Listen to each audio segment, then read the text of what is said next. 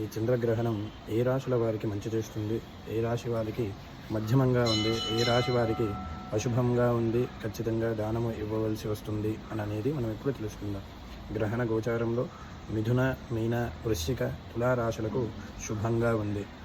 కర్కాటక, మేష, కుంభ, ధనుస్సు రాశులకు మధ్యమ ఫలితాన్ని అందిస్తుంది.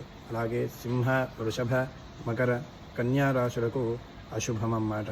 అయితే గ్రహణ దోషమున్నవారు చంద్రగ్రహణమందు వెండి నాగ పడిగను, వెండి చంద్రబింబాన్ని బ్రాహ్మణులకు దానమివ్వాలి.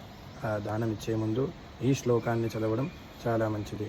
తమో మయమహాభీమ సోమసౌర్యవిమర్ధన హేమతారప్రదానేన మమ శాంతి ప్రదో భవ విదుందత నమస్తుభ్యం సింహికానందనాచ్యుత దానేనానేన నాగస్య రక్షమాం వేదదాద్భయాత్.